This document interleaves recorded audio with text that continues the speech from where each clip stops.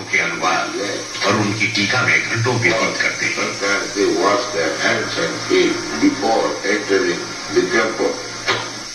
उनका सर्वाधिक महत्वपूर्ण योगदान उनकी पुस्तकें हैं। श्रील प्रभुपाद देखते हैं 6 करोड़ प्रतियां 28 भाषाओं में वितरित हो रही हैं। दर्जनों विश्वविद्यालयों के आचार्य उनकी पुस्तकों को आदर्श पाठ्य ग्रंथों के समान उपयोग में लाते हैं तथा उन पर प्रशंसात्मक टीकाएं लिखते हैं। डॉक्टर जूला के शब्दों में, पाश्चात्य विश्व को उन्होंने श्री कृष्ण चैतन्य के भक्तिमय दर्शन से प्रथम बार परिचित कराकर एक महत्वपूर्ण कार्य किया है।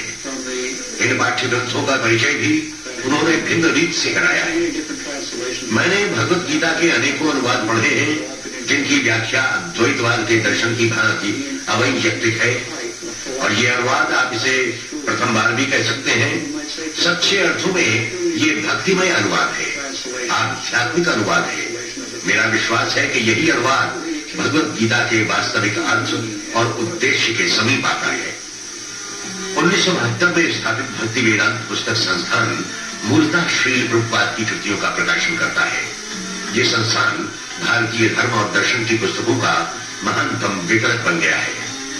श्रील प्रभुपाद का श्रेष्ठतम ज्ञान इन पुस्तकों का प्राण है, जो हरे कृष्ण आंदोलन का आधार है। भविष्य इसका साक्षी होगा कि यह आंदोलन अगले 10,000 वर्षों तक प्रगति करता ही रहेगा। 1977 में अपने गिरते स्वास्थ्य के बाद भी श्रील प्रभुपाद अपनी यात्राएं और शिक्षा का कार्य अनवरत करते हैं। फरवरी 1977 विश्व की महानतम तीर्थ यात्रा कुंभ मेला, जो इलाहाबाद में होता है। शरीर की शिथिलता के बाद भी श्रील प्रभुपाद जहां उपस्थित होते हैं, उनके शिष्य कीर्तन करते हैं और बैक टू गॉड हेड पत्रिका की प्रतियां वितरित करते हैं। Practically from the very beginning, Kirtanananda स्वामी के शब्दों में, वस्तुतः प्रारंभ से ही श्रील प्रभुपाद ने हमें चेतावनी दे दी थी कि वे सदैव हमारे साथ नहीं रहेंगे।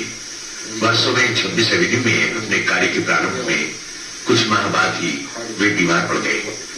उस समय हम भयभीत हुए थे कि वो तभी हमारा साथ छोड़ देंगे। उन्होंने कहा, मैं वृद्ध हो गया हूँ, किसी भी क्षण विदा ले सकता हूँ। 3, 20 और 10 बीत गया है, मैं पूर्व सूचना दे रहा हूँ। प्रभुपाद इस भ्रांति में कभी नहीं थे कि वे सदैव हमारे साथ इस संसार में रहेंगे, परंतु उन्होंने कहा, मेरी शिक्षा रहेगी। और उन्होंने प्रारंभ से हमें अपनी शिक्षा की योग्य बनाया, प्रशिक्षित किया तथा अपने व्यक्तित्व का उपयोग करना सिखाया। उनकी इच्छा थी हम उनके आदर्शों का पालन कर भगवान श्री कृष्ण का वैभव और प्रदीप्त करें।